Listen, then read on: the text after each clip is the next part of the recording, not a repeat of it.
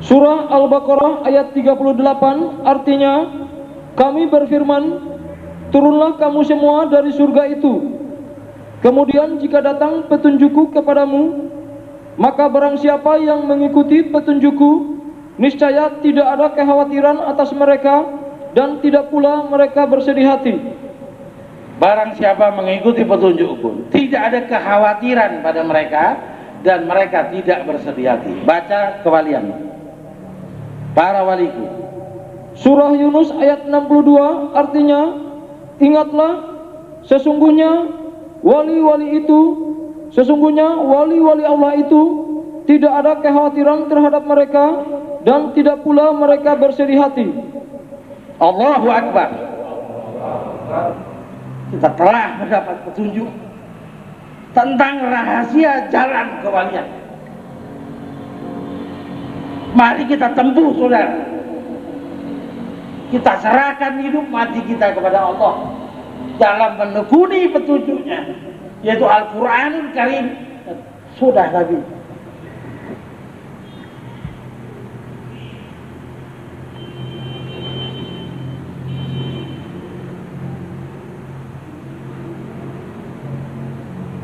Lanjut, Sudah Nova. Surah Toha ayat 122 artinya, kemudian Tuhannya memilihnya, maka dia menerima taubatnya dan memberinya petunjuk. Kepada Adam, Allah berfirman, aku terima taubatmu. Hai Adam, aku terima engkau menyesal atas perbuatan kamu. Saya terima taubatmu. Taubat itu pengertian penyesalan. Seorang laki-laki menghadap ibu hakim. Saya ibu hakim, saya menyesal telah mencuri ayam itu. Saya berjanji untuk tidak mencuri lagi untuk kedua kali. Terus turun keputusan hakim. Mengingat sopan di hadapan sidang, terus terang tidak berbelit-belit, mengaku menyesal atas perbuatannya, dihukum 3 bulan. Berhubung mata melotot kepada hakim, keterangan berbelit-belit, kaki diangkat di sidang, maka 4 tahun. Taubatan itu meringankan, taubat itu penyesalan, tapi hukum tetap jalan. Tidak ada berhubung terus terang dan menyesal maka tidak dihukum orang mencuri ayam. Tidak ada, tetap dihukum, saudara. Jadi taubat itu akan turunnya musibah. Nah, tetapi bagi orang yang bertobat, Allah memberikan prioritas. Dan kepada Adam aku berikan petunjuk, kepada iblis tidak, karena iblis tidak bertobat. Terus petunjuk apa yang diberikan kepada Adam? Saya buka hadis, saya buka Quran, nggak ada. Waktu itu Al-Quran belum turun, Zabur belum turun, Taurat belum turun, Injil belum turun. Apa petunjuk yang dipegang Adam?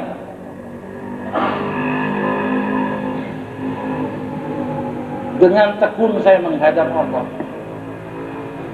dan ilmu Allah mengajar kepada saya.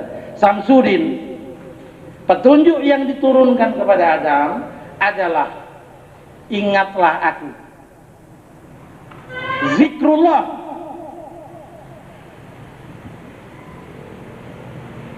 Di saat itu belum ada kitab-kitab, saudara. Sebut namaku, hai Adam, maka akibat dosa engkau memakan kuldi akan hilang. Engkau akan mencapai kembali kewalianmu. Innahu zikrul akbar. Sesungguhnya zikir itu besar, mengalahkan sholat, mengalahkan zakat, mengalahkan haji, mengalahkan perang sabil. Setinggi-tinggi peribadatan adalah zikrullah. Itu hadis, saudara. Adapun Al-Quran berkata, innahu zikrul akbar. Tidak ada innahu sholat akbar, innahu haji akbar, tidak ada. Innahu zikrul akbar. Inilah petunjuk yang diturunkan kepada Adam berdasarkan laduni yang saya terima. Maka menjadi sunnah perguruan, perkuat peribadatan. Puncak peribadatan adalah zikrullah. Jangan tinggalkan peribadatan yang lain, tetapi masuklah ke dalam zikrullah sehabis daya. Itulah jalan kewalian dengan beberapa kriteria spesifikasi yang lain-lain. Sholatnya bagus, hafal Quran kalau bisa, lalu rendah hati dan lain-lain sebagainya. Puncak dari segala itu adalah pegang zikrullah. Saudara-saudara sekalian, mari kita lanjut. Hadis riwayat Al-Hakim, At-Tirmizi dan diikuti Al-Qurtubi serta jamaah mutahirin, dikutip dari kitab asli Masaib Al-Insan min Maqaid As-Syaitan, pengarang Syekh Taqiyuddin Al-Hambali, terjemahannya Musibah Akibat Tipuan Setan, halaman 187, penerbit Pustaka Azam. Artinya, dikatakan oleh Wahab bin Munabbih bahwa iblis menitipkan anaknya kepada Hawa sambil berkata, "Jagalah anakku itu." Lalu Adam berkata, "Apa ini ya Hawa?" Hawa menjawab, "Musuh kita datang dengan membawa ini." Seraya berkata, "Jagalah ia." Adam berkata, "Bukankah telah aku katakan kepadamu supaya engkau tidak menaatinya?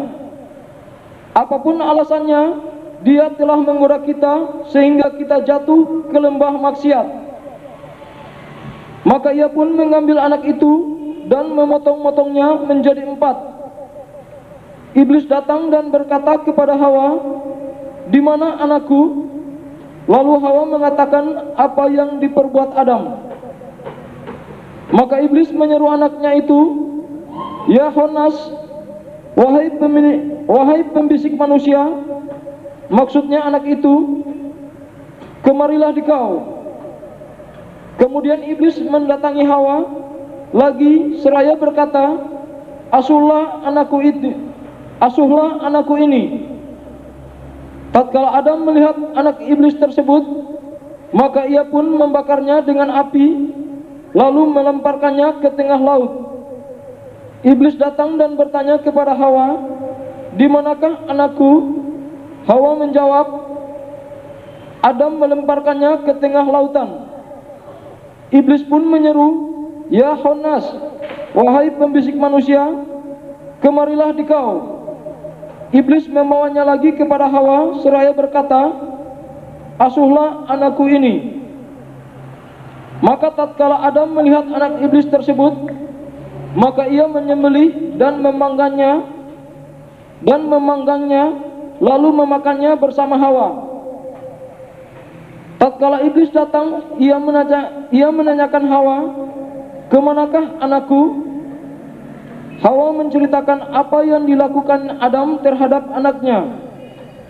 Lalu iblis menyeru, "Ya Khonas, wahai pembisik manusia, kemarilah dikau." Kemudian anaknya menjawab dari rongga mulut Adam dan Hawa. Iblis berkata, "Inilah tujuanku, agar anakku itu bersemayam di dalam dada anak Adam. Maka jika mereka lalai, anakku itu dapat mengganggunya. Apabila mereka berzikir kepada Allah, anakku dapat membisikkan sesuatu yang lain." Saudara-saudara sekalian, ini ada hadis yang sangat jarang diketemukan, sehingga para ulama, ahli tokoh-tokoh Islam bersilang pendapat. Sebagian ulama mengatakan ini hadis palsu, buatan orang-orang Israel atau disebut cerita Israiliyat.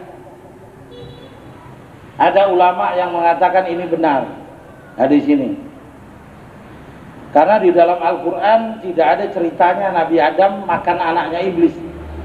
Kenapa ada hadis yang bunyinya begini?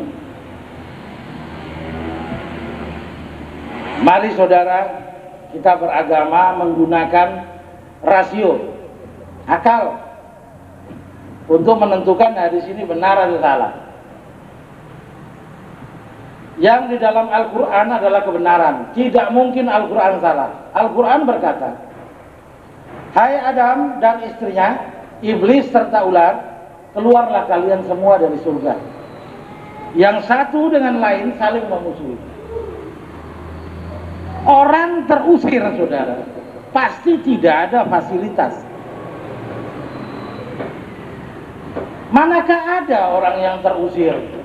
Misalnya saya tidak senang kepada anak saya marah-marah, saya usir. Terus saya bilang, kenapa doi 1 miliar dengan Mercy 1, kenapa ngana kipas angin, kalau ngana dingin, kalau lapar apa AC. Nah mungkin Nabi Adam itu dalam keadaan dimarahi Allah walaupun sudah diampuni, sudah menerima petunjuk, tetap turun, keluar sendiri ya dari surga. Tidak ada fasilitas. Adapun surga itu di langit ke-7, saudara. Turun ke bumi itu lewat stratosfer, lewat ini, lewat yang vakum udara, tidak ada oksigen dan lain sebagainya. Sedang mau lewat matahari aja meleleh itu Nabi Adam. Tidak ada pesawat terbang mampu melewati matahari. Sedang surga itu di atas matahari. Maka Adam pada saat memakan buah kudi tidak hilang semua kemuliaannya. Berarti Nabi Adam masih bisa terbang. Dalam kisah Al-Quran, Nabi Adam ditipu iblis itu melihat. Iblisnya datang, Nabi Adam melihat. Kenyataan kita anak cucunya nggak bisa lihat iblis. Berarti kekuatan Adam hilang, 2 kali hilang. Yang di surga dia masih bisa melihat iblis. Karena kalau iblis menggunakan bisikan, Adam terelak daripada kemurkaan Allah. Namanya orang dibisiki bisa lengah. Maaf ya Allah, saya nggak lihat iblis membisiki saya. Tapi ini Adam tidak punya alibi, tidak punya alasan untuk diampuni Allah. Memang iblis nongol, ngomong sama face to face. Adam, kita kasih tunjuk bang anak kudi, makan cuy itu. Ada kerajaan yang kekal kalau kau makan itu. Jadi dengan kalimat yang jelas dia saling melihat. Nah, dalam kisah ini juga, hadis ini diterangkan, datanglah iblis kepada Hawa. Hawa, saya punya anak 1 titip, saya banyak kerja. Nabi Adam datang, apa ini? Anaknya iblis. Iblis itu kan musuh kita. Kenapa kamu terima? Ya dia taruh. Bagaimana kemana itu anak? Nabi Adam potong 4, dilempar di laut. Dengan kesaktian iblis, anak itu hidup kembali, dititipkan lagi. Di saat Adam berburu mencari makanan, Adam datang lagi, siapa tuh ada lagi nih? Dibakar sama Nabi Adam, abunya ditebarkan ke sungai-sungai. Besoknya datang lagi, ngana kabal bikin sate sama dia. Dibikinlah sate sama Adam, terus dimakan, entah tuh makan. Ngana mau apa? Mau bikin anak lagi, itu jadi tai.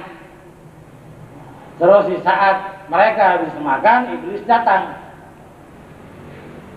Mana anak saya? Orang sotelan, mau jadi soto.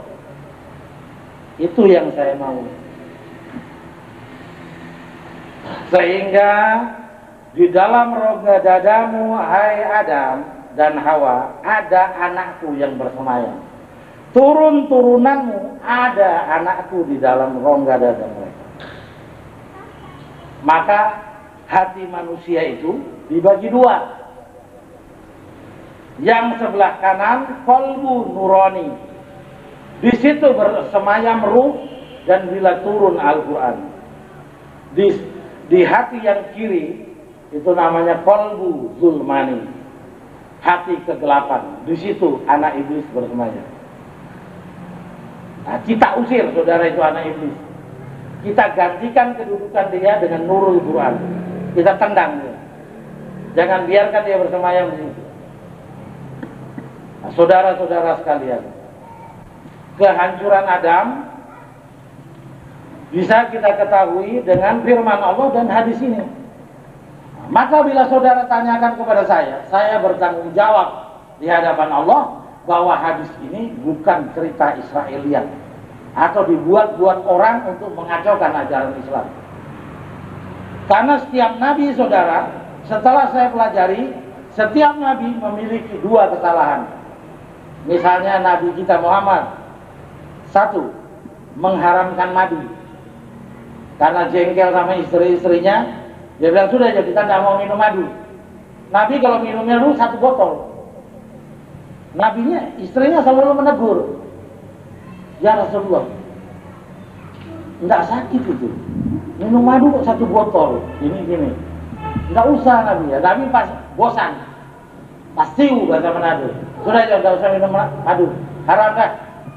Dan Allah menurunkan wahyunya dalam Quran, hai Muhammad, mengapa engkau haramkan barang yang aku halalkan bagimu, hanya kau mencari keridhaan istri-istrimu. Salah satu Nabi. Kedua, di saat Nabi pidato kepada pembesar-pembesar Quraisy, datanglah Ummi Maktum yang buta. Dia dengar suara Nabi, dia raba-raba. Ya Rasulullah, adakah ayat baru yang turun? Terus Nabi muka asam. Anak tidur dulu. Kita lagi bicara dengan bos-bos. Anak sudah gampang anak. Buta-buta kok urusan belakang tuh. Terus turun ayat Quran. Hai Muhammad, mengapa engkau lebih memuliakan orang-orang yang tidak tunduk kepada firman, dan engkau mengusir orang-orang yang jelas menghendaki tuntunan Al-Quran? Turun dari mimbar, ikut Ummi Maktum dan tinggalkan kafir itu. Kalau orang kurang ajar, sikat. Begitu, pulang. Jangan karena bilang buta-buta di pinggir itu. Jangan begitu. Dua kali Nabi salah. Turun dalam surat Al-Abasa yang bermasa muka. Hai Muhammad, mengapa engkau bermasa muka? Hai Muhammad, mengapa engkau haramkan makanan yang aku halalkan bagimu hanya karena mencari keridhaan istri-istrimu? Nabi Muhammad dua salah. Nah kalau Nabi Adam cuma makan buah kuldi satu, salah keduanya mana? Maka ini pasangannya. Maka dengan nama Allah saya nyatakan, hadis ini adalah benar adanya. Pertanggungan jawab dari Imam Awal. Dengan logika-logika yang saya terangkan tadi. Maka mengapa kesaktian Adam itu sempurna hilang? Beliau tidak bisa terbang lagi. Beliau tidak bisa melihat iblis lagi. Kesalahan kedua, setengah kesaktian Adam hilang. Bajunya yang bersifat nur hilang. Begitu turun ke bumi, ditipu Adam lagi dua kali. Tipuan kedua ini menghilangkan seluruh bentuk kehebatan Adam. Sehingga digigit semut Adam juga garuk-garuk. Yang awal mulanya malaikat pun sujud, apalagi semut. Apalagi cuma dinosaurus, singa-singa. Singa dengan malaikat itu hebat malaikat. Singa 1 juta ditunjuk sama malaikat itu mati semua. Malaikat sujud, apalagi cuma singa. Sekarang kita singa berani sama dia. Anjing Birman aja badus. Kurang kacang. So alangkah rendahnya derajat kita. Nanti ada ayat yang Al-Quran. Aku ciptakan manusia semulia-mulia derajat, dan mereka menjatuhkan derajatnya melebihi kerendahan derajat binatang. Binatang itu duduk tadi. Yang paling memalukan, kalau digigit anjing tidak apa-apa. Itu anjing masih besar. Kalau kena flu, itu perlu malu saudara. Namanya digigit virus itu. PK ciri kok bikin orang tak embang. Virus, kuman bakteri, jamur, sel tunggal, amuba. Itu melihatnya aja pakai mikroskop. Kita boleh mati di orang. Apalagi diinjak dinosaurus. Jadi saudara-saudara, kemuliaan kita itu mana? Yang seharusnya kita turunan Adam, malaikat pun sujud. Mari saudara, kita kembali ke jalan kebenaran sesuai pesan Allah kepada Adam. Aku ampuni engkau dan aku turunkan petunjuk padamu. Gunakan zikrullah sehabis daya. Berzikirlah engkau kepada Allah sebanyak-banyak zikir. Niscaya engkau memperoleh kemenangan jadi wali Allah. Cuma di Al-Quran memperoleh kemenangan. Menang apa? Tidak tahu. Yang tahu orang-orang khawas. Engkau akan jadi wali. Itu silakan pelajari di CD kita, Ma'rifatul Zikrullah. Sudah ada situ. Berzikirlah engkau sebanyak-banyak zikir. Berzikirlah engkau kepada Allah dalam keadaan berbaring, duduk dan berjalan. Nanti ada penjelasan sholatul tahiyy, sholat yang berkelanjutan, bukan subuh, zuhur, asar. Ada sholat tahiyy. Nanti ada pelajaran zikrul tahfi, jalan kewalian saudara. Kita lanjutkan, silakan. Surah Al-Ankabut ayat 49, artinya sebenarnya Al-Quran itu adalah ayat-ayat yang nyata di dalam dada orang-orang yang diberi ilmu, dan tidak ada yang mengingkari ayat-ayat kami kecuali orang-orang yang zalim. Ini ayat penting. Tolong diingat, dicamkan dalam jiwa. Untuk itu, agar tidak ada gangguan setan, a'udzubillahi minasyaitonir. Silakan. Diulang lagi. Kita dengar secara cermat. Surah Al-Ankabut ayat 49, artinya sebenarnya Al-Quran itu adalah ayat-ayat yang nyata di dalam dada orang-orang yang diberi ilmu, dan orang-orang yang diberi ilmu di dalam dadanya ada Al-Quran. Al-Quran adalah ilmu. Ini analoginya. Dibaca sekali lagi, saudara Nova. Surah Al-Ankabut ayat 49, artinya sebenarnya Al-Quran itu adalah ayat-ayat yang nyata di dalam dada orang-orang yang diberi ilmu. Nyata itu konkret. Jadi Al-Quran bukan hanya bersifat urusan gaib. Al-Quran bisa untuk mengobati orang, nyata. Powernya nyata. Orang itu sembuh, kankernya sembuh. Nyata.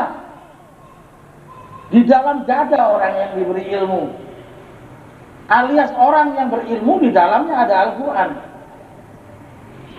Jadi saudara, jalan kewalian, induk penggeraknya adalah zikrullah. Yang kedua, ambil Al-Quran. Apanya yang diambil? Al-Quran punya beberapa kekuatan. Al-Quran itu bacaan. Dibaca. Macam Abdul Rahim tadi, itu membaca Al-Quran. Al-Quran juga disebut nur. Ambil nurnya, jangan cuma baca aja. Mohonkan nurnya turun menjadi ilmu. Al-Quran juga disebut ruh. Nanti kita baca. Silakan, Om. Surah Al-Hajj ayat 54, artinya dan agar orang-orang yang telah diberi ilmu meyakini bahwasanya Al-Quran itulah yang hak dari Tuhanmu, lalu mereka beriman dan tunduk hati mereka kepadanya, dan sesungguhnya Allah adalah pemberi petunjuk bagi orang-orang yang beriman kepada jalan yang lurus. Jadi orang yang diberi ilmu sangat yakin Al-Quran ini adalah hak, karena dia sudah merasakan manfaatnya. Dengan Al-Quran ini dia mengobati orang. Dengan Al-Quran ini dia menangkis kejahatan manusia. Dengan Al-Quran dia menangkis kejahatan setan. Dengan Al-Quran datangnya berkah rezeki. Dengan Al-Quran kecerdasannya, akalnya bertambah. Dengan Al-Quran kewibawaannya bangkit. Orang yang merasakan kekuatan Al-Quran akan mengatakan, demi Allah, Al-Quran ini hak. Al-Quran ini benar dari Tuhan. Bagi orang-orang yang belum merasakan fasilitas Al-Quran, mereka mungkin meragu. Al-Quran ditaruh aja di buffet. Apa itu Al-Quran? Hebat mana dengan mobil? Oh, hebat mobil. Al-Quran 50.000, mobil 40 juta. Hebat mobil dari Quran. Benarkah itu? Kita lihat. Surah Asy-Syura ayat 52 artinya, dan demikianlah kami wahyukan kepadamu ruh Al-Quran dengan perintah kami. Sebelumnya kamu tidaklah mengetahui apakah Alkitab Al-Quran, dan tidak pula mengetahui apakah iman itu. Tetapi kami menjadikan Al-Quran itu nur yang kami tunjuki dengan dia siapa yang kami kehendaki di antara hamba-hamba kami, dan sesungguhnya kamu benar-benar memberi petunjuk kepada jalan yang lurus. Sesungguhnya aku turunkan Al-Quran kepada orang-orang yang beriman. Al-Quran di sini disebut ruh. Aku turunkan ruh Al-Quran kepada orang-orang yang benar beriman, dan aku jadikan Al-Quran itu nur. Wah, ini saudara mahal sekali. Imam Ali Gosim ini punya ruh. Dengan ruhnya Ali Gosim ini dia bisa melihat, mencium, membau, merasai, feeling dan lain-lain sebagainya. Kalau roh dia ini ditambah dengan roh Quran, itu roh juara.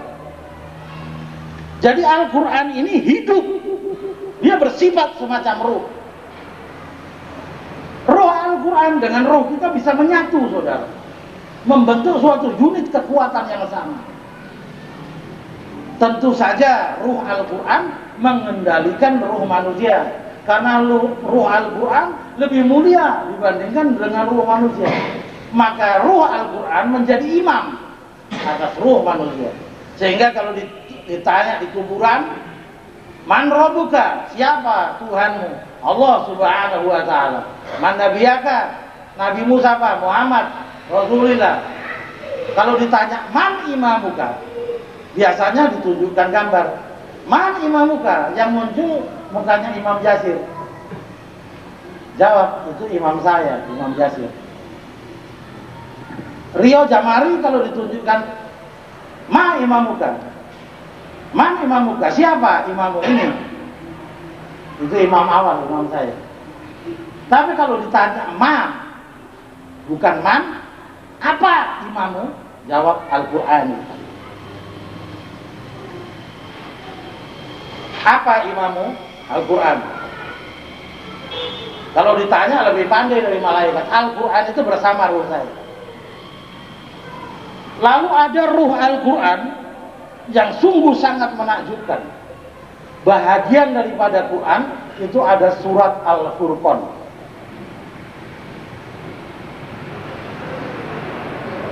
Surat Al-Furqan itu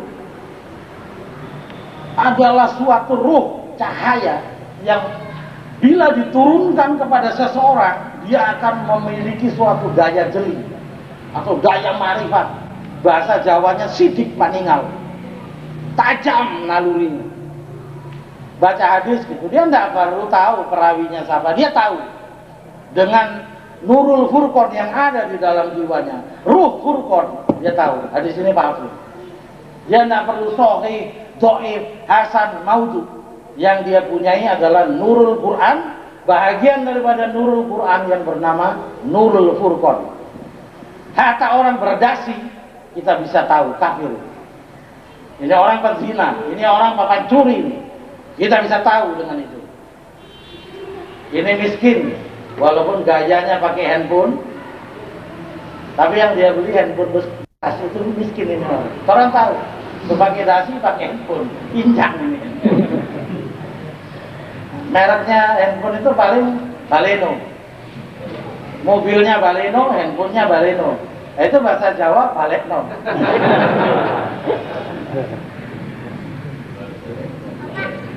Saudara-saudara sekalian, mari kita lanjut. Surah Asy-Syura ayat 52 artinya, dan demikianlah kami wahyukan kepadamu ruh Al-Quran dengan perintah kami. Sebelumnya kamu tidaklah mengetahui apakah Alkitab, Al-Quran, dan tidak pula mengetahui apakah iman itu. Tetapi kami menjadikan Al-Quran itu nur yang kami tunjuki dengan dia siapa yang kami kehendaki di antara hamba-hamba kami. Dan sesungguhnya kami benar-benar memberi petunjuk kepada jalan yang lurus. Ini ayat ini penting sekali karena Allah berkata, kami menunjuki kamu jalan yang lurus. Jalan yang lurus itu adalah ambil ruh Al-Quran, ambil bacaannya, ambil nurnya. Bahwa nur itu bersifat ruh. Ruh itu adalah hidup dan mengetahui. Sedang ruh kita pribadi sangat tahu, sangat jelas. Orang kafir pun jadi pandai, bisa menciptakan bom atom, bom kapal alam, bisa menemukan teknologi tanpa nur Quran yang bersifat ruh. Apalagi kita umat Islam yang ruh kita bersih cemerlang dan ditambah dengan ruh Al-Quran. Ruh dengan ruh mungkin menjadi suatu kekuatan yang menambah kecerdasan akal, menambah keberanian, menambah perlindungan, menambah nilai-nilai tambah yang lain yang tidak bisa disebutkan. Alangkah banyak manfaat daripada Al-Quran.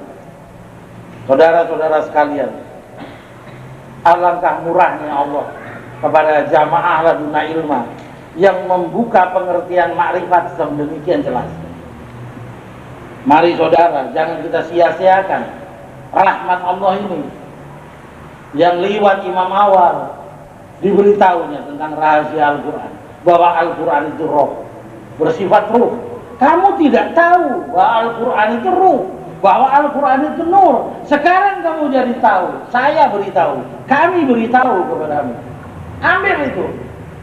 Jangan kamu taruh di sudut rak di rumah kamu. Itu ada rohnya, itu ada nurnya. Itu bisa dibaca. Baca, ambil ruhnya, ambil nurnya. Untuk mendapatkan ruhnya lewat bacaan. Baca ayat kursi itu banyak-banyaknya. Saudara akan mendapatkan ruh ayat kursi. Ruhnya bersifat nur, memperkuat ruh saudara.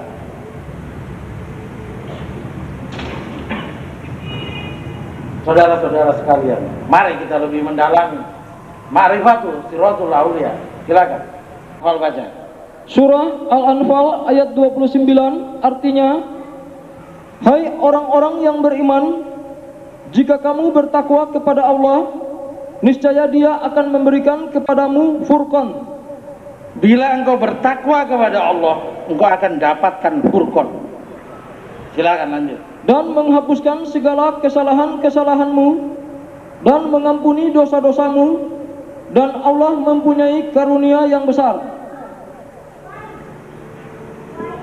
Furqan itu adalah diterjemahkan dengan pembeda, membedakan mana yang palsu, mana yang asli, membedakan mana yang salah, mana yang benar, membedakan mana jin, mana malaikat, membedakan setan dengan nabi. Itu dibutuhkan daya makrifat yang namanya Furqan. Maka amalkan surat Furqan atau amalkan seluruh Al-Quran. Saudara dapatkan Furqan dengan syarat saudara termasuk orang yang bertakwa. Bertakwa adalah lihat pada pelajaran CD kita Ma'rifatul Maqaman Mahmudah. Itulah takwa. Sudah kita ajarkan. Sekarang yang kita ajarkan adalah Furqan. Dengan Furqan ini saudara tidak bingung.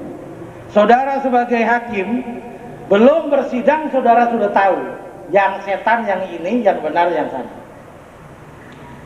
Surat-surat dan lain sebagainya itu udah tidak pakai. Seorang hakim yang memiliki Furqan dia udah tahu. Ini bangsat penipu. Ini orang masuk neraka ini. Yang ini adalah orang ahli surga. Dia yang benar. Hakim enak. Ngomonglah kamu dengan apa yang kau pandai. Saya punya Furqan. Tok, bui.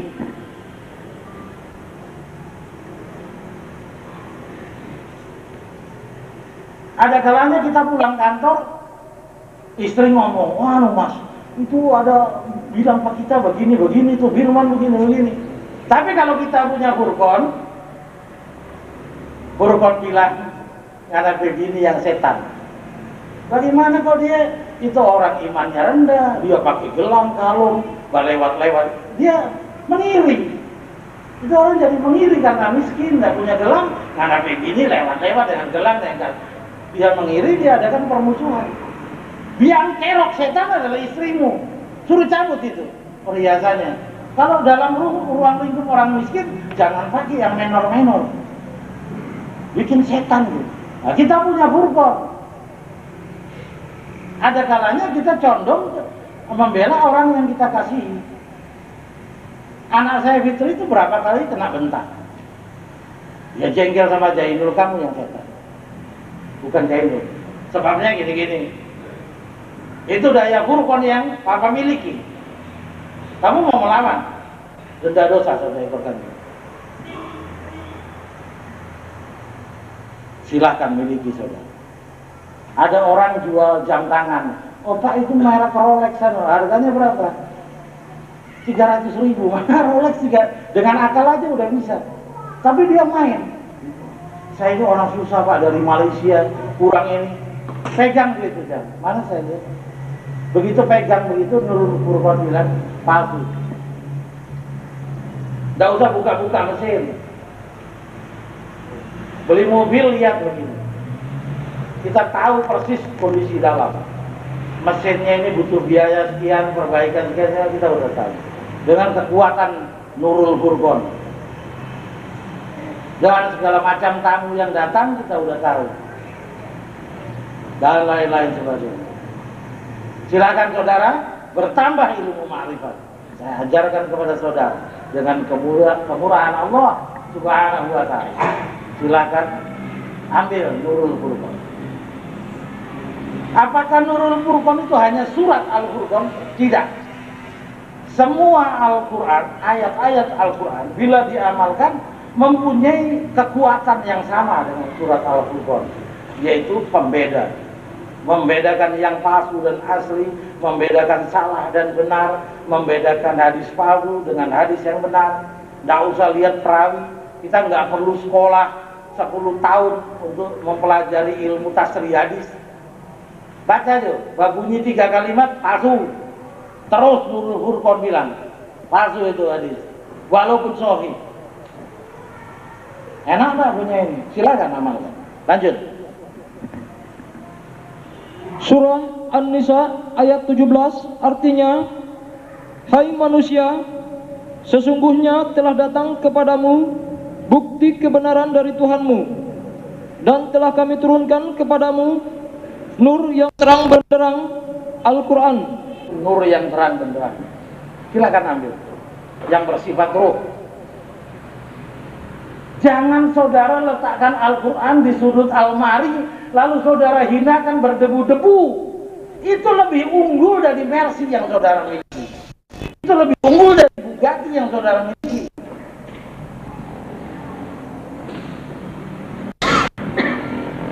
Itu lebih mulia dari ibu bapakmu. Itu Nurul Quran yang bersifat ruh, yang datang dari sisi Allah.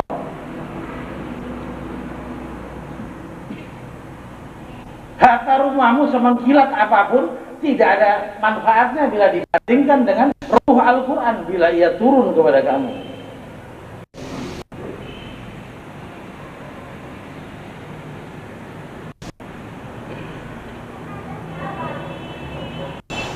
Lanjut. Surah Al-Ma'idah ayat 16 artinya, dengan kitab itulah Allah menunjuki orang-orang yang mengikuti keridaannya ke jalan keselamatan. Dan dengan kitab itu pula Allah mengeluarkan orang-orang itu dari gelap gulita kepada nur yang terang benderang dengan seizinnya, dan menunjuki mereka ke jalan yang lurus. Jadi kalau ingin mendapatkan jalan yang lurus, alat yang digunakan Allah bukan kekuatan yang turun dari langit. Saudara bangun tidur terus jadi haji. Dengan kitab itu, dengan Al-Quran ini Allah menyelamatkan kamu. Selamatkan dirimu dengan Al-Quran ini. Baca agar turun nurnya, agar turun ruh Al-Quran, menyatu dengan nur dan ruh saudara. Jalan keselamatan terang saudara lihat. Tapi kalau saudara cuma berupaya, berdoa, ya Allah berilah saya siratal mustaqim, tetapi saudara tidak mengambil Al-Quran sebagai jalan keselamatan, saudara tidak akan dapat. Karena firman Allah, dengan kitab itu aku keluarkan manusia dari zuluman menuju nur. Aku Al-Quran, aku keluarkan manusia dari kegelapan menuju terang benderang. Saudara-saudara sekalian, dianggap cukup majelis ilmu ini atau masih ada? Silakan. Surah Az-Zumar ayat 22 artinya, maka apakah orang-orang yang dibukakan Allah hatinya untuk menerima agama Islam, lalu ia mendapat nur dari Tuhannya, sama dengan orang yang membatu hatinya? Maka kecelakaan yang besarlah bagi mereka yang telah membatu hatinya untuk mengingat Allah. Mereka itu dalam kesesatan yang nyata. Ini statement dari Allah Subhanahu wa Ta'ala, berbentuk suatu pertanyaan tapi merupakan statement. Allah bertanya, samakah orang yang meyakini Islam dan menyerahkan hidup matinya kepada Islam dan menjadikan Al-Quran sebagai penerang jalan, dengan orang-orang yang berada pada jalan kegelapan? Tiada lain yang mereka temui adalah kehancuran. Ini statement. Jadi jalan keselamatan hanya satu, Al-Quranul Karim. Muliakan dia dan amalkan dia, karena dia lebih unggul daripada kita. Karena dia itu ilmu Allah. Dia tidak akan musnah sepanjang zaman. Al-Quran bukan diciptakan. Al-Quran bukan makhluk. Dia adalah elemen bahagian daripada Allah Subhanahu wa Ta'ala. Walaupun Al-Quran bukan Allah. Semisal keringat saya, apakah saya ciptakan? Tidak. Keringat saya keluar dari saya, itu bahagian saya, walaupun itu bukan saya. Keringat bukan Samsudin Syahri, tapi keringat itu keluar dari tubuh Samsudin Syahri. Al-Quran bukan Allah, tapi Al-Quran terbit daripada pribadi Allah. Demikian unggul Al-Quran, bersifat nur dan bersifat ruh. Dia dinamain ilmi setelah masuk ke dalam kolbu seseorang. Jadi saya tidak bisa mengatakan di dalam kolbunya Imam Ali ada Quran. Quran tetap di langit. Wallahu min waraihim muhitu bal huwa Qur'anun majidun fi lauhil mahfuz.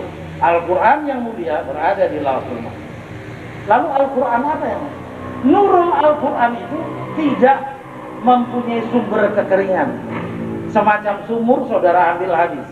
Nurul Quran diberikan kepada seluruh makhluk, dia tetap berpijar sempurna. Setelah Nurul Quran yang bersifat ruh diturunkan bergabung dengan ruh Imam Ali ini, maka dia disebut ilmi. Tidak lagi disebut Quran. Quran tetap.